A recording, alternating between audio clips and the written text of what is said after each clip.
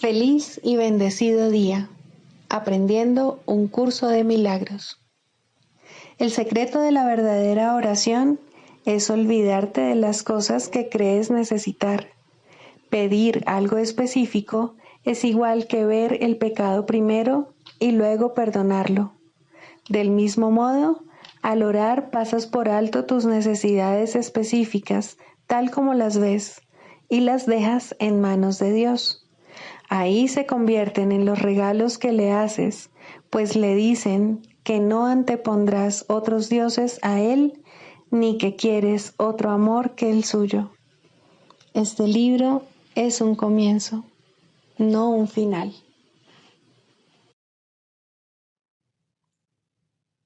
Del prefacio, que postula, párrafo 3.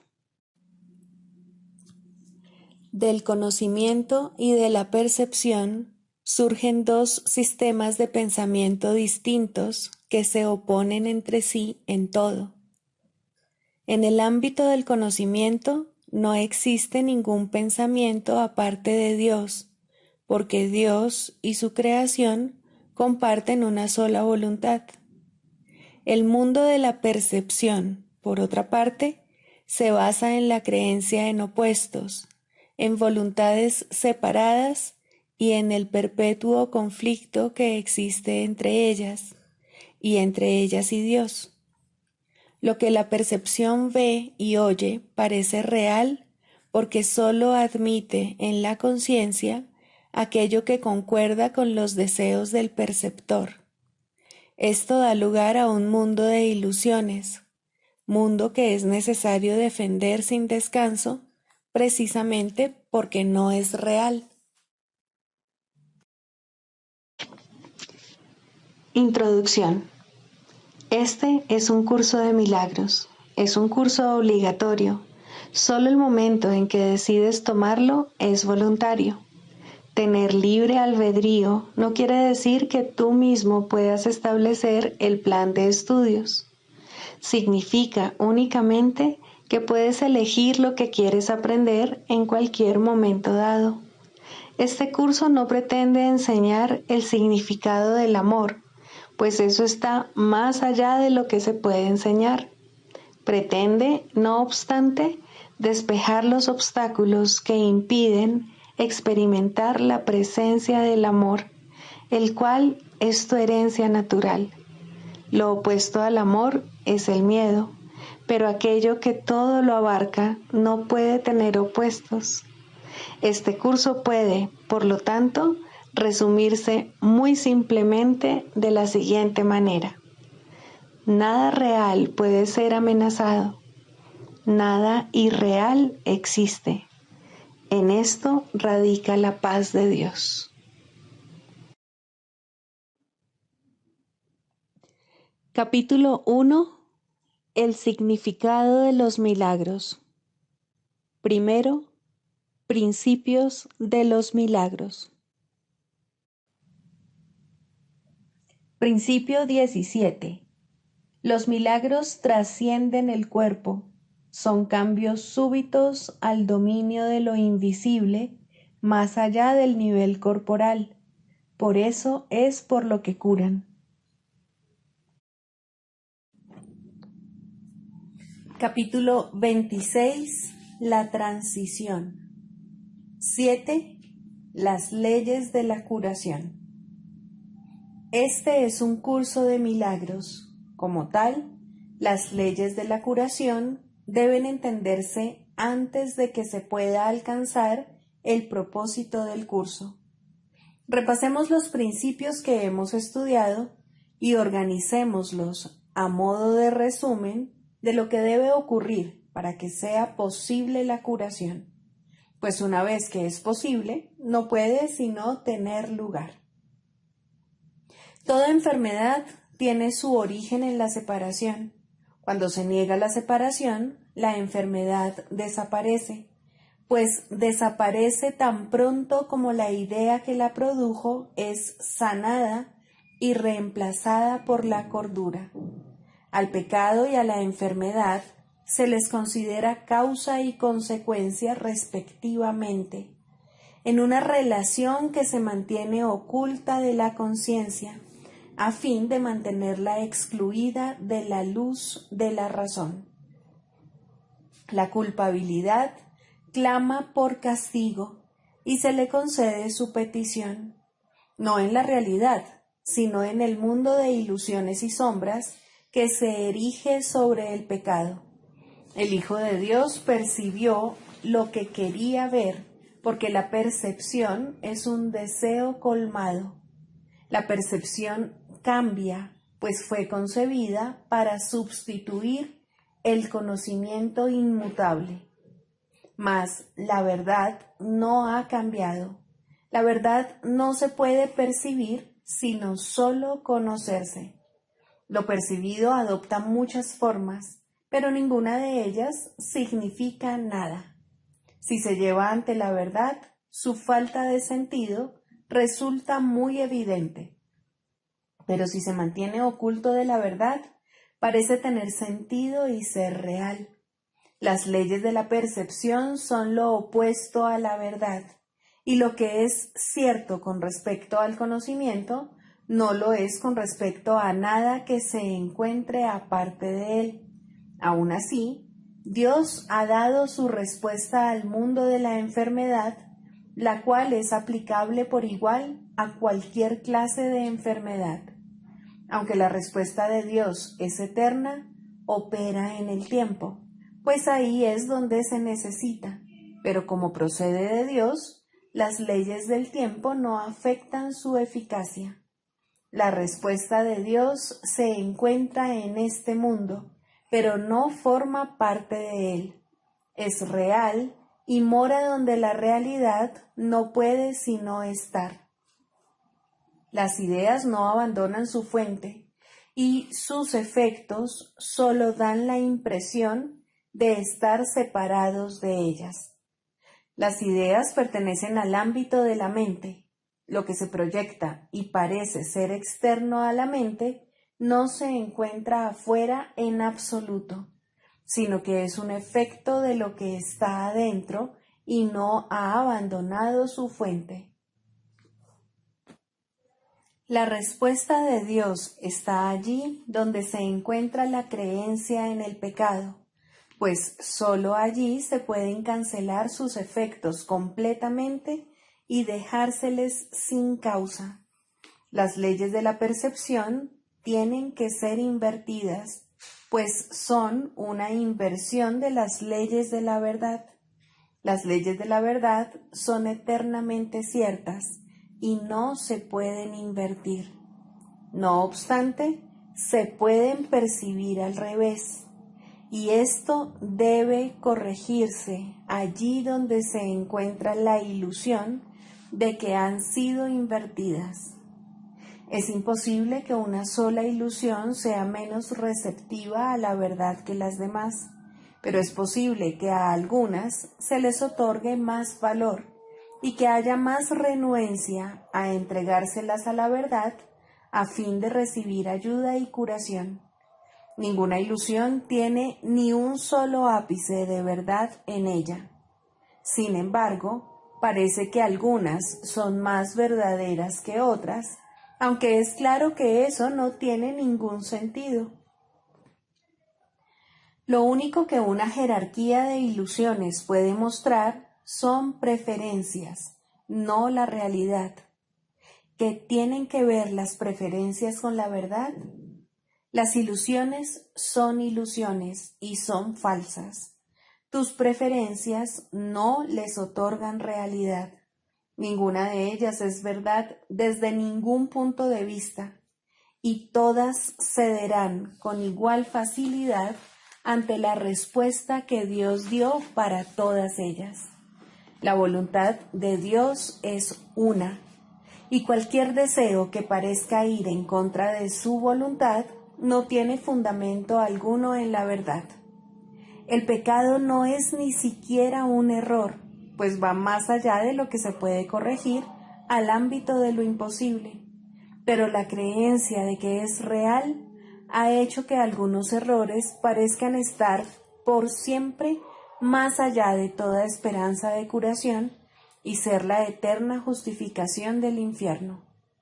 Si esto fuese cierto, lo opuesto al cielo se opondría a él y sería tan real como él, y así la voluntad de Dios estaría dividida en dos, y toda la creación sujeta a las leyes de dos poderes contrarios, hasta que Dios llegase al límite de su paciencia, dividiese el mundo en dos y se pusiese a sí mismo a cargo del ataque.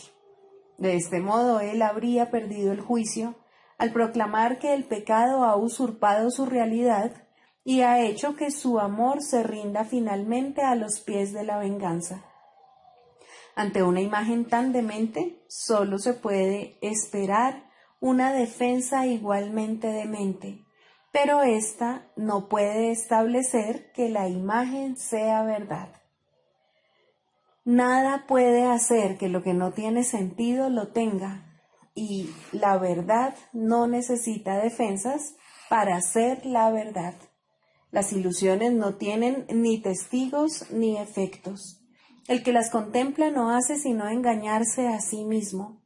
Perdonar es la única función que se puede tener aquí, y su propósito es llevarle la dicha que este mundo niega a cada aspecto del Hijo de Dios, allí donde parecía reinar el pecado.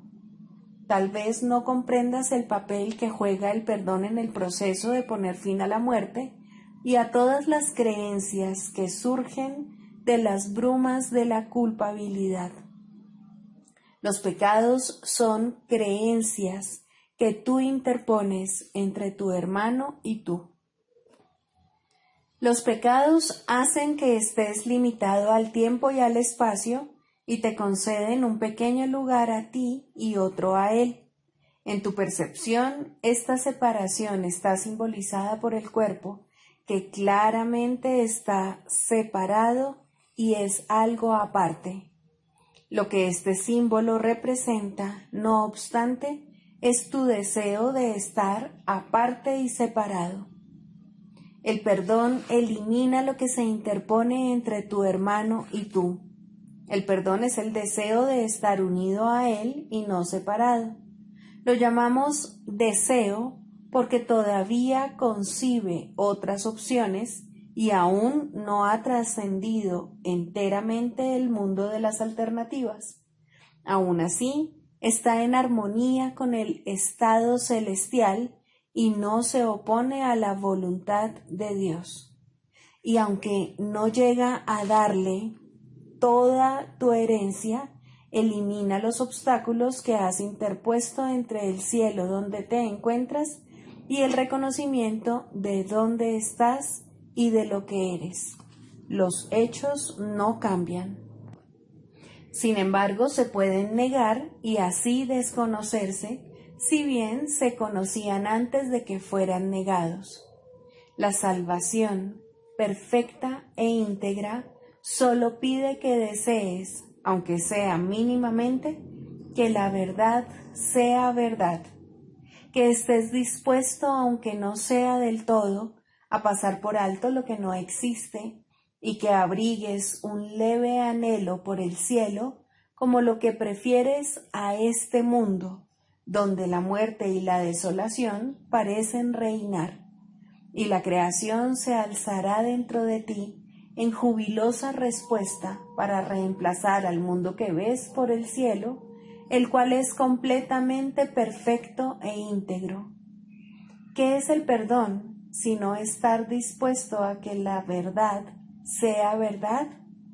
Que puede permanecer enfermo y separado de la unidad que encierra dentro de sí todas las cosas? El pecado no existe y cualquier milagro es posible en el instante en que el Hijo de Dios percibe que sus deseos y la voluntad de Dios son uno. ¿Qué dispone la voluntad de Dios? Dispone que su Hijo lo tenga todo, y Él garantizó esto cuando lo creó para que fuese todo. Es imposible perder nada si lo que tienes es lo que eres. Este es el milagro mediante el cual la creación se convirtió en tu función, la cual compartes con Dios. Esto no se entiende estando separado de Él y, por lo tanto, no tiene sentido en este mundo. Aquí, el Hijo de Dios no pide mucho, sino demasiado poco, pues está dispuesto a sacrificar la identidad que comparte con todo a cambio de su propio miserable tesoro. Mas no puede hacer esto sin experimentar una sensación de desolación, de pérdida y de soledad. Este es el tesoro tras el que ha ido en pos, y solo puede tener miedo de ella. ¿Es acaso el miedo un tesoro? ¿Puede ser la incertidumbre tu deseo? ¿O es simplemente que te has equivocado con respecto a lo que es tu voluntad y a lo que realmente eres? Examinemos en qué consiste el error, a fin de que pueda ser corregido, no encubierto. El pecado es la creencia de que el ataque se puede proyectar fuera de la mente en la que se originó la creencia. Aquí la firme convicción de que las ideas pueden abandonar su fuente se vuelve real y significativa, y de este error surge el mundo del pecado y del sacrificio. Este mundo es un intento de probar tu inocencia y, al mismo tiempo, de atribuirle valor al ataque. Su fallo estriba en que sigues sintiéndote culpable, aunque no entiendes por qué. Los efectos se ven como algo aparte de su fuente y no parece que puedas controlarlos o impedir que se produzcan, y lo que de esta manera se mantiene aparte jamás se puede unir. Causa y efecto no son dos cosas separadas, sino una sola. Dios dispone que aprendas lo que siempre ha sido verdad, que Él te creó como parte de sí mismo, y que esto no puede sino seguir siendo verdad, porque las ideas no abandonan su fuente. Esta es la ley de la creación, que cada idea que la mente conciba solo sirva para aumentar su abundancia y nunca para disminuirla. Esto es tan cierto con respecto a lo que se desea vanamente como con respecto a lo que la voluntad dispone verdaderamente, ya que la mente puede desear ser engañada, pero no puede hacer de sí misma lo que no es. Y creer que las ideas pueden abandonar su fuente es tratar inútilmente de hacer que las ilusiones sean verdad, pues nunca será posible engañar al Hijo de Dios. El milagro es posible cuando causa y consecuencia se traen frente a frente, no cuando se mantienen aparte. Curar un efecto y no su causa tan solo puede hacer que el efecto cambie de forma. Y esto no es liberación. El Hijo de Dios jamás se podrá contentar con nada que no sea la completa salvación y escape de la culpabilidad, pues de otro modo seguirá exigiéndose a sí mismo alguna clase de sacrificio, negando así que todo es suyo y que no es susceptible de sufrir ninguna clase de pérdida. Los efectos que produce un pequeño sacrificio son iguales a los que produce toda la idea de sacrificio en sí. Si cualquier clase de pérdida fuese posible, entonces el Hijo de Dios no sería pleno, ni podría ser quien es. No podría tampoco conocerse a sí mismo, ni reconocer su voluntad. Habría abjurado de su Padre y de sí mismo, haciendo de ambos sus enemigos acérrimos. Las ilusiones apoyan el propósito para el que fueron concebidas, y cualquier significado que parezcan tener se deriva de ese propósito. Dios dio a todas las ilusiones que se concibieron, sea cual fuere su forma, otro propósito que justificase un milagro. En cada milagro radica la curación en su totalidad, pues Dios respondió a las ilusiones cual una sola. Y lo que es uno para Él no puede sino ser todo lo mismo. Si tú crees que lo que es lo mismo es diferente, no haces sino engañarte a ti mismo. Lo que Dios considera uno solo será eternamente uno solo y jamás estará dividido.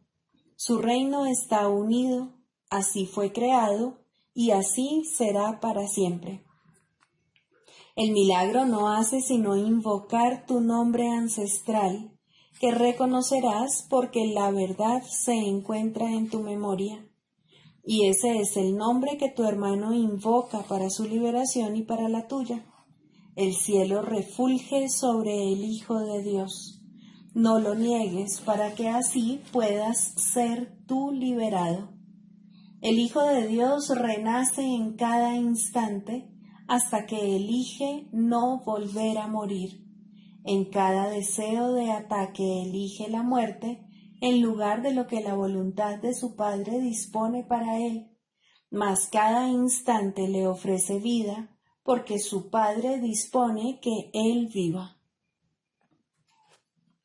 La crucifixión se abandona en la redención porque donde no hay dolor ni sufrimiento, no hay necesidad de curación. El perdón es la respuesta a cualquier clase de ataque. De esta manera se cancelan los efectos del ataque y se responde al odio en nombre del amor. Gloria eterna a ti, que se te ha encomendado salvar al Hijo de Dios de la crucifixión, del infierno y de la muerte, pues tienes el poder de salvar al Hijo de Dios, porque su Padre así lo dispuso, y en tus manos yace la salvación para ser ofrecida y recibida como una. Usar el poder que Dios te ha dado como Él quiere que se use es algo natural. No es arrogancia ser como Él te creó, ni hacer uso de lo que te dio como respuesta a todos los errores de su Hijo para así liberarlo. Pero sí es arrogancia despreciar el poder que Él te dio y elegir un nimio e insensato deseo en vez de lo que su voluntad dispone. El don que Dios te ha dado es ilimitado. No hay circunstancia en la que se pueda usar como respuesta, ni problema que no se resuelva dentro de su misericordiosa luz. Mora en paz donde Dios quiere que estés, y sé el instrumento por el que tu hermano puede hallar la paz en la que tus deseos se ven colmados. Unámonos para derramar bendiciones sobre el mundo del pecado y de la muerte, pues lo que puede salvar a cualquiera de nosotros, puede salvarnos a todos. No hay diferencias entre los hijos de Dios. La unidad que el especialismo niega los salvará a todos, pues en lo que es uno no hay cabida para el especialismo, y todo les pertenece a todos por igual. Ningún deseo puede interponerse entre un hermano y lo que es semejante a él. Arrebatarle algo a uno de ellos es desposeerlos a todos, mas bendecir a uno de ellos es bendecirlos a todos cual uno solo. Tu nombre ancestral es el nombre de todos ellos, tal como el de ellos es el tuyo. Invoca el nombre de tu hermano, y Dios te contestará, pues es a él a quien invocas. ¿Podría él negarse a contestar cuando ya ha contestado a todos los que lo invocan? Un milagro no puede cambiar nada en absoluto, pero puede hacer que lo que siempre ha sido verdad sea reconocido por aquellos que lo desconocen, y mediante este pequeño regalo de verdad se le permite a lo que siempre ha sido verdad ser lo que es, al Hijo de Dios ser Él mismo y a toda la creación ser libre para invocar el nombre de Dios cual una sola.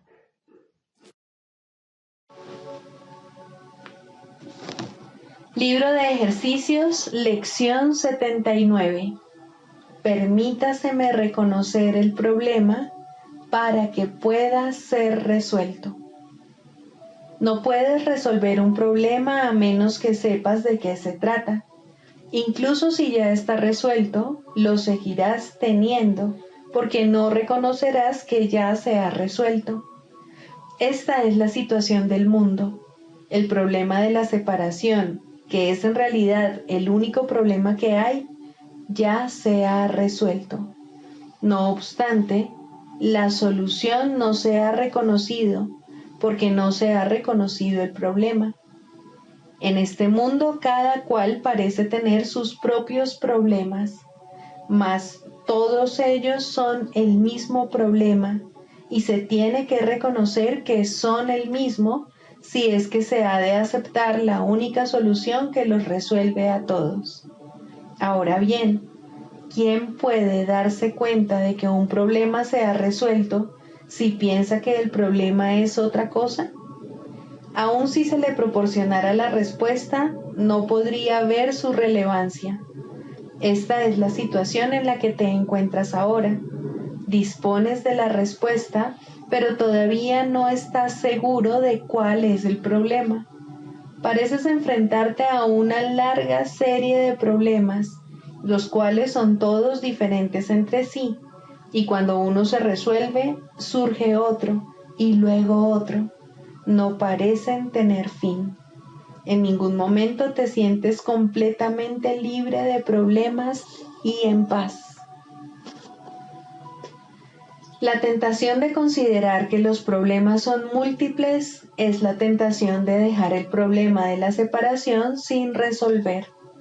El mundo parece presentarte una multitud de problemas y cada uno parece requerir una solución distinta.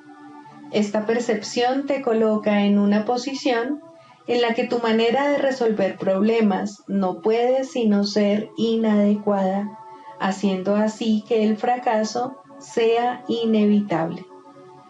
Nadie podría resolver todos los problemas que el mundo parece tener. Estos parecen manifestarse en tantos niveles, en tantas formas variadas y con contenidos tan diversos que crees enfrentarte a una situación imposible. Tal como los percibes, el desaliento y la depresión son inevitables. Algunos surgen inesperadamente justo cuando creías haber resuelto los anteriores.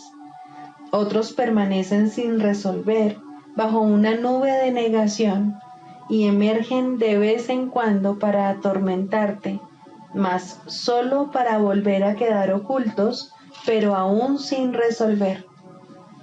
Toda esta complejidad no es más que un intento desesperado de no reconocer el problema y, por lo tanto, de no permitir que se resuelva. Si pudieses reconocer que, sea cual fuere la forma en que se manifieste, el único problema que tienes es el de la separación, aceptarías la respuesta, puesto que verías su relevancia. Si advirtieras el común denominador que subyace a todos los problemas a los que pareces enfrentarte, comprenderías que dispones de los medios para resolverlos todos, y emplearías los medios porque habrías reconocido el problema. En nuestras sesiones de práctica más largas de hoy, preguntaremos cuál es el problema y cuál es su solución. No asumiremos que ya lo sabemos. Trataremos de liberar a nuestras mentes de las innumerables clases de problemas que creemos tener. Trataremos de darnos cuenta de que solo tenemos un problema, el cual no hemos reconocido. Preguntaremos cuál es ese problema y esperaremos la respuesta. Esta se nos dará. Luego preguntaremos cuál es su solución y esta se nos dará también. Los ejercicios de hoy serán fructíferos en la medida en que no insistas en querer definir el problema. Quizá no logres abandonar todas tus ideas preconcebidas, pero eso no es necesario. Lo único que es necesario es poner mínimamente en duda la realidad de tu versión de lo que son tus problemas. Estás tratando de darte cuenta de que al reconocer el problema se te da la respuesta, de manera que problema y respuesta puedan reconciliarse y tú puedas quedar en paz. Las sesiones de práctica cortas de hoy no estarán regidas por el reloj, sino por la necesidad. Hoy verás muchos problemas y cada uno de ellos parecerá requerir una solución distinta.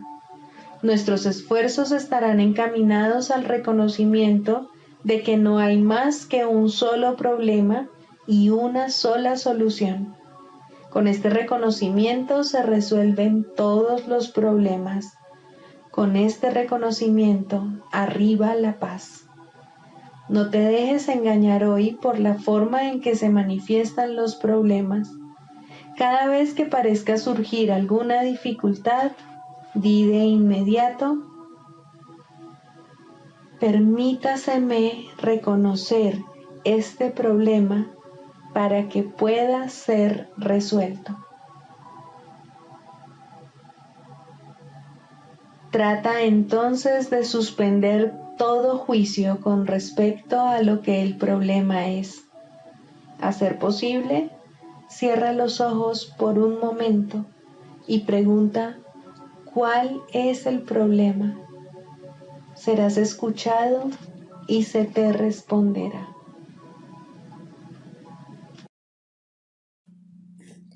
Características de los maestros de Dios. 10. Mentalidad abierta.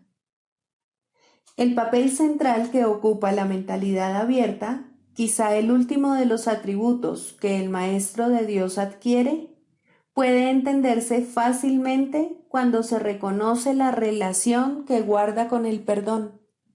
La mentalidad abierta procede de una ausencia de juicios. De la misma manera en que los juicios cierran la mente, impidiéndole la entrada al Maestro de Dios, de igual modo la mentalidad abierta lo invita a entrar. De la misma manera en que la condenación juzga al Hijo de Dios como malvado, de igual modo la mentalidad abierta permite que sea juzgado por la voz de Dios en su nombre. De la misma manera en que la proyección de la culpabilidad sobre él lo enviaría al infierno, de igual modo la mentalidad abierta permite que la imagen de Cristo le sea extendida. Solo aquellos que tienen una mentalidad abierta pueden estar en paz, pues son los únicos que ven razones para ello. ¿Cómo perdonan los que tienen una mentalidad abierta? Han renunciado a todas las cosas que les impediría perdonar. Han abandonado realmente al mundo y han permitido que éste les sea restaurado con tal frescura y en júbilo tan glorioso que jamás hubiesen podido concebir un cambio así. Nada es ahora como era antes. Todo lo que antes parecía opaco y sin vida, ahora no hace sino refulgir. Lo que es más, todas las cosas les dan la bienvenida, ya que ha desaparecido toda sensación de amenaza. Ya no quedan tinieblas que oculten la faz de Cristo. Ya se ha logrado el objetivo. El perdón es la meta final del programa de estudios, pues allana el camino para lo que se encuentra más allá de todo aprendizaje.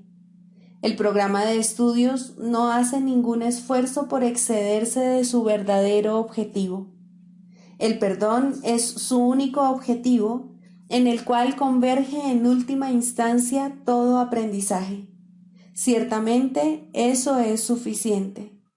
Habrás notado que la lista de atributos de los maestros de Dios no incluye las características que constituyen la herencia del Hijo de Dios.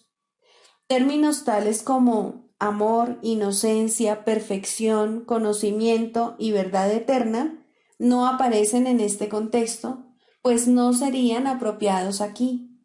Lo que Dios ha dado está tan remotamente alejado de nuestro programa de estudios que el aprendizaje no puede sino desaparecer ante su presencia.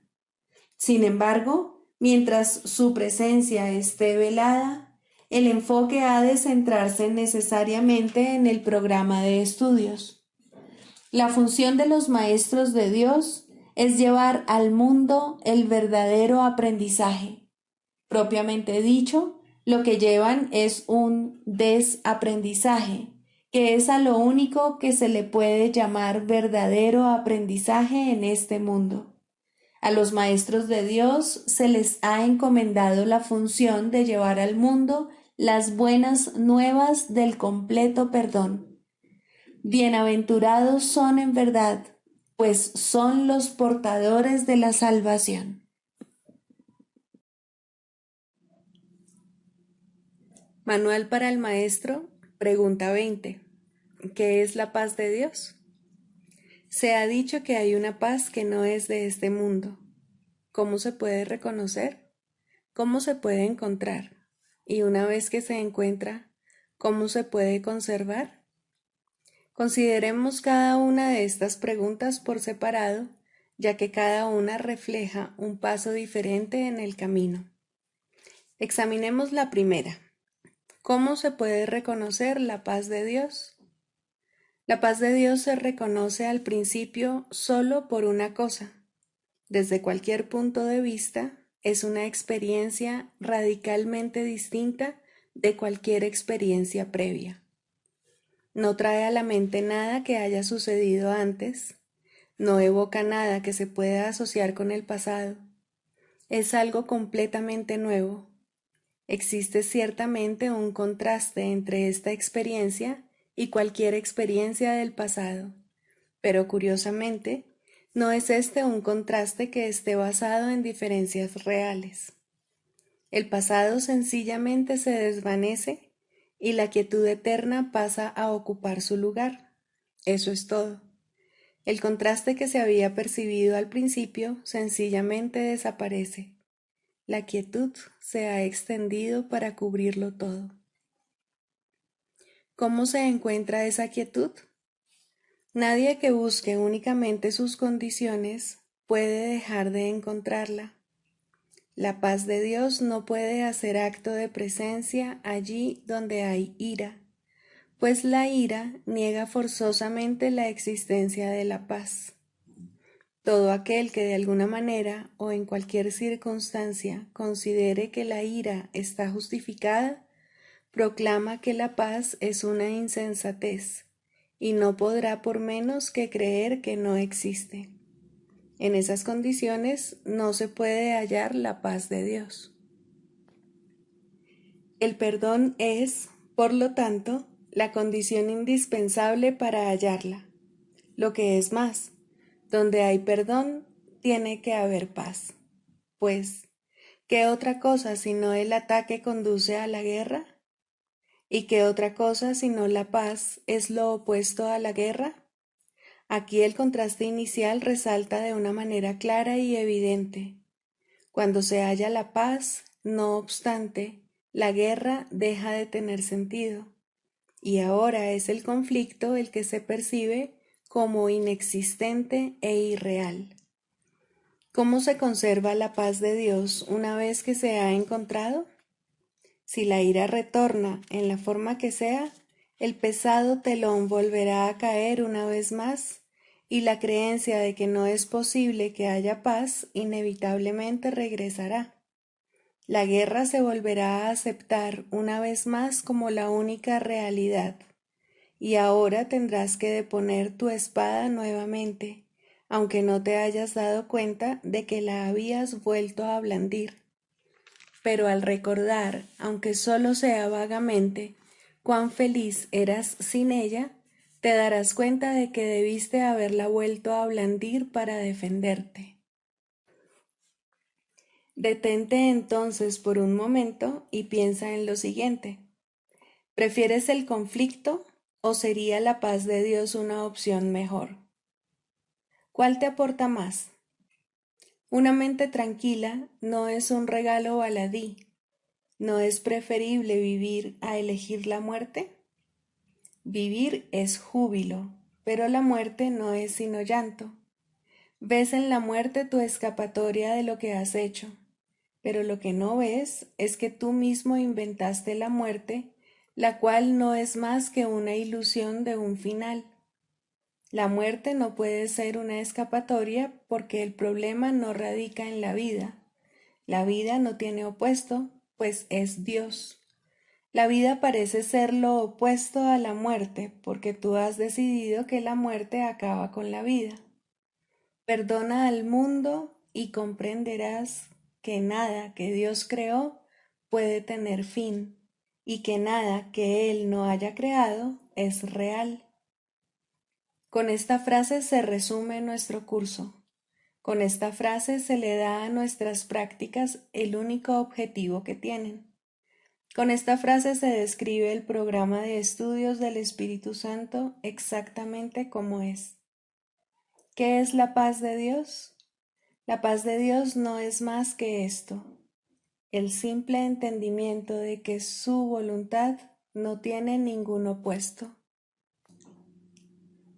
Ningún pensamiento que contradiga su voluntad puede ser verdadero. El contraste entre su voluntad y la tuya tan solo daba la impresión de ser real. En realidad no había conflicto, pues su voluntad es la tuya. Ahora la poderosa voluntad de Dios mismo es su regalo para ti. Él no desea quedarse con ella solo para sí. ¿Por qué querrías mantener tus insignificantes y frágiles alucinaciones ocultas de Él? La voluntad de Dios es una y es lo único que existe.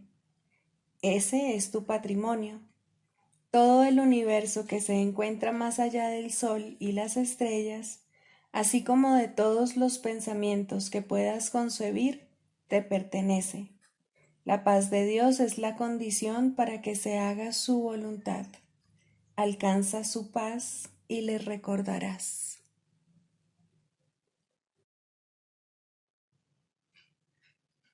Clarificación de términos.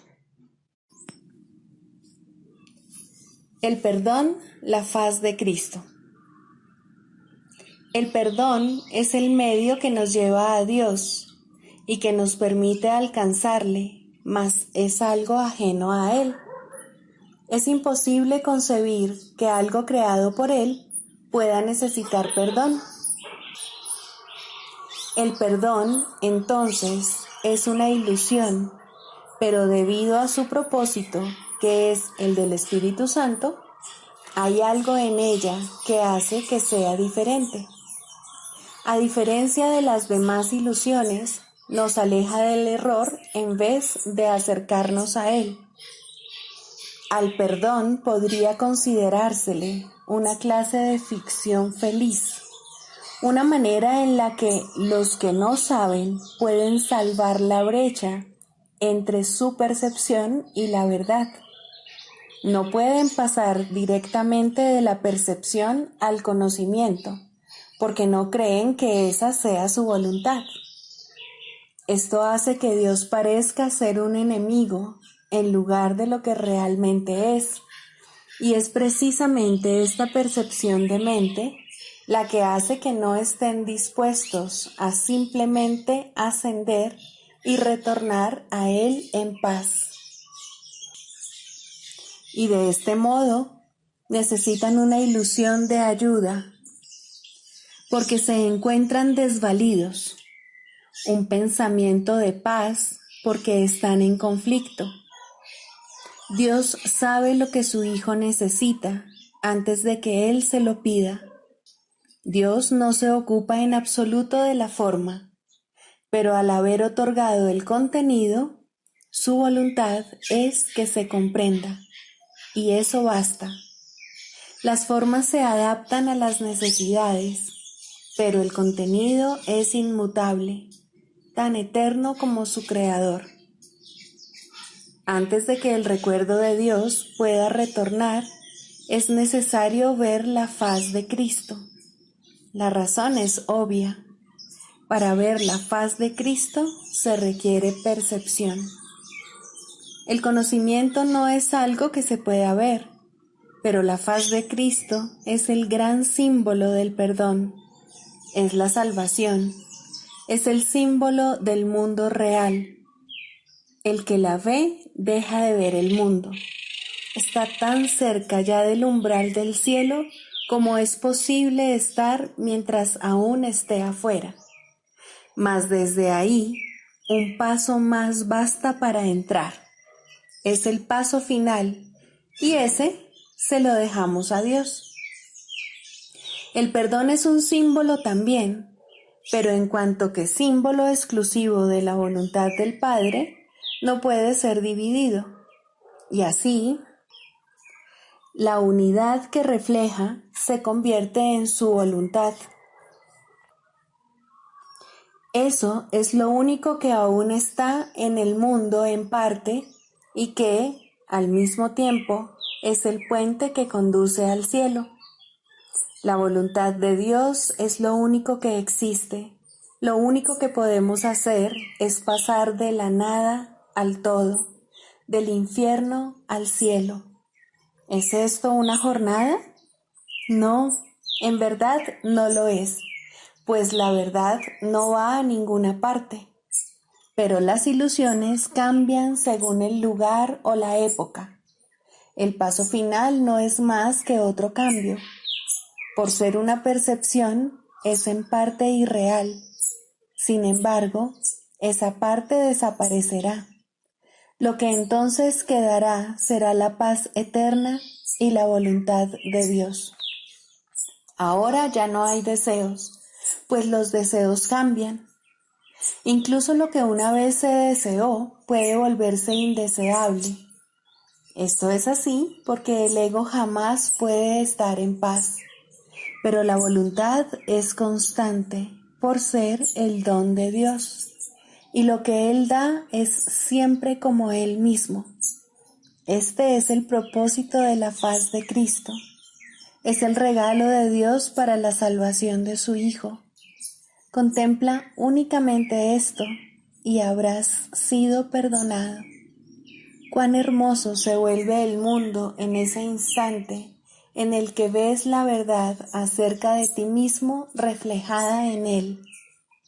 Ahora estás libre de pecado y contemplas tu impecabilidad.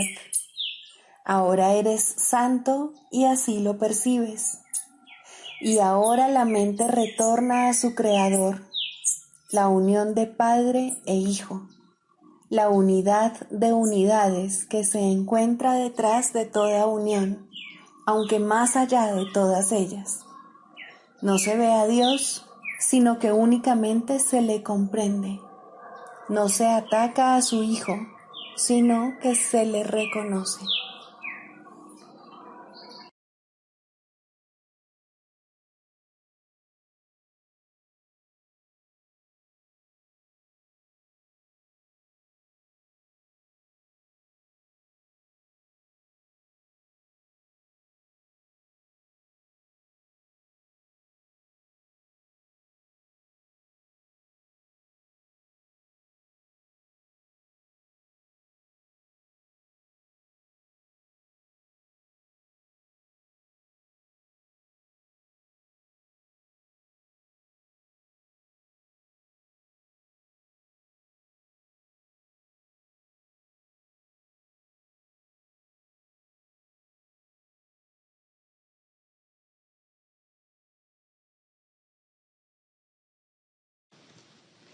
Psicoterapia, segundo, el proceso de la psicoterapia. Introducción. La psicoterapia es un proceso que cambia la visión del yo. A lo sumo, este nuevo yo es un concepto de sí mismo más beneficioso, pero no puede esperarse que la psicoterapia establezca qué es realidad. Esa no es su función. Si logra abrirle paso a la realidad, ha alcanzado su máximo éxito. Toda su función, al final, consiste en ayudar al paciente a manejar un error fundamental: la creencia de que la ira le ofrece algo que en realidad desea y de que al justificar el ataque se está protegiendo a sí mismo.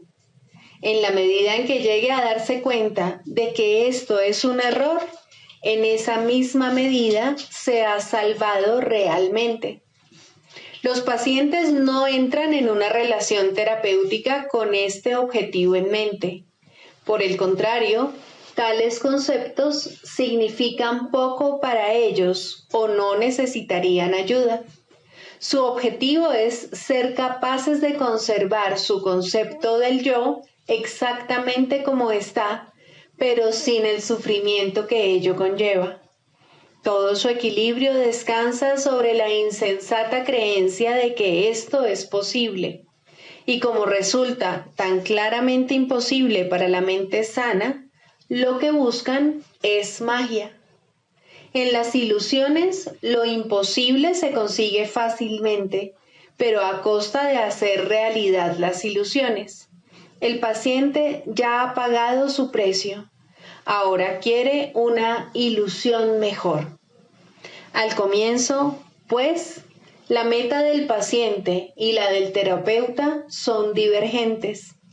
Tanto el terapeuta como el paciente pueden abrigar falsos conceptos de sí mismos, pero aún así, sus respectivas percepciones sobre la mejoría deben ser distintas. El paciente espera aprender a lograr los cambios que quiere sin cambiar su concepto de sí mismo de manera significativa. De hecho, espera que ese concepto se estabilice lo suficiente para incluir en él mismo los poderes mágicos que busca en la psicoterapia. Desea volver invulnerable lo vulnerable e ilimitado lo finito. El yo que ve es su Dios y lo único que busca es servirle mejor.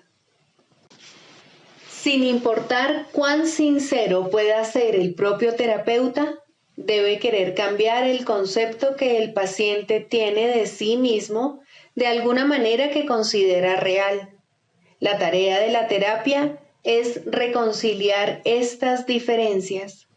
Con suerte, ambos aprenderán a abandonar sus metas originales, pues solo en las relaciones puede hallarse la salvación. Al comienzo, es inevitable que tanto los pacientes como los terapeutas acepten metas irreales que no están completamente libres de matices mágicos. Finalmente, estas se abandonarán en las mentes de ambos. El canto de la oración. Tercero, orar por otros. Dijimos que siempre oras por ti mismo y así es. ¿Por qué entonces debes orar por otros? Y si debes hacerlo, ¿cómo lo debes hacer? Orar por otros, si se ha entendido correctamente, se convierte en el medio para eliminar la culpa que has proyectado sobre tu hermano y poder reconocer que no es él quien te está haciendo daño. Antes de que se te pueda salvar de la culpa, debes renunciar al pensamiento venenoso de que él es tu enemigo, tu malvada contraparte, tu némesis. El medio para alcanzar esto es la oración de un poder creciente y metas ascendentes hasta que finalmente llega a Dios. Las formas iniciales de la oración en los primeros peldaños de la escalera no están libres de envidia y malicia, claman venganza, no amor. Tampoco proceden de alguien que entiende que son peticiones de muerte hechas con miedo por quienes atesoran la culpa. Invocan a un Dios vengativo y es Él quien parece contestarles. Nadie puede pedir el infierno para otro y él mismo librarse de él. Solo aquellos que están en el infierno pueden pedir el infierno. Pero aquellos que han sido perdonados y han aceptado su perdón, jamás podrían orar de esa manera. En estos niveles, pues, La meta del aprendizaje no es otra cosa que reconocer que la respuesta a cualquier oración será idéntica a la forma en que la oración se hizo. Eso es suficiente. A partir de ahí, el paso a los siguientes niveles será fácil. El próximo ascenso comienza con esto. Lo que he pedido para mi hermano no es lo que querría para mí. Por lo tanto, lo he convertido en mi enemigo. Es evidente que este paso no lo puede dar quien no ve la liberación de otros como algo ventajoso y de valor para sí mismo. Puede aplazarse por largo tiempo porque puede parecer peligroso en lugar de compasivo. Para los culpables, ciertamente, parece una ventaja tener enemigos y este imaginado beneficio debe desaparecer si es que se ha de liberar a los enemigos. La culpa se debe abandonar, no ocultar. Esto no se puede hacer sin cierto dolor y tener un atisbo de la naturaleza misericordiosa de este paso puede llevar por algún tiempo a un profundo retraimiento en el miedo, pues las defensas del temor son temibles en sí mismas y cuando se reconocen traen el miedo con ellas. No obstante, ¿qué ventaja le ha reportado jamás a un prisionero la ilusión del escape? Su verdadero escape de la culpa radica únicamente en el reconocimiento de que la culpa ha desaparecido. Mas, ¿cómo puede reconocerse esto mientras la oculte en otro y no vea que es la suya propia? El miedo a escapar hace difícil dar la bienvenida a la libertad y convertir a un enemigo en carcelero parece ofrecer seguridad. ¿Cómo, entonces, se le puede librar sin que se apodere de ti un profundo miedo? Has hecho de él tu salvación y tu escape de la culpa. Tu inversión en esta forma de escape es enorme y el miedo de renunciar a ella es grande en verdad. Aquíétate por un instante ahora mismo y piensa en lo que has hecho. No olvides que fuiste tú quien lo hizo y quien puede, por lo tanto, dejarlo ir. Extiende la mano. Este enemigo ha venido a bendecirte. Acepta su bendición y siente tu corazón elevarse y tu miedo desaparecer. No te aferres al miedo ni a él. Él es un hijo de Dios al igual que tú. No es un carcelero, sino un mensajero de Cristo. Sé esto para él, para que él lo sea para ti. No es fácil darse cuenta de que orar para pedir cosas, posición social, amor humano, regalos externos de la clase que sean, siempre se hace para establecer carceleros y ocultarse de la culpa. Estas cosas se emplean como metas que sustituyen a Dios y por lo tanto distorsionan el propósito de la oración. Desearlas es orar por ellas. Uno no necesita pedir explícitamente. La meta de alcanzar a Dios se pierde de vista cuando se va en pos de metas menores de la clase que sean, y la oración se convierte en una petición de enemigos. Incluso en esto se puede ver claramente el poder de la oración. Nadie que desee un enemigo dejará de encontrarlo, mas con igual seguridad perderá de vista la única meta real que se le ofrece. Piensa en el costo que ello supone y compréndelo bien.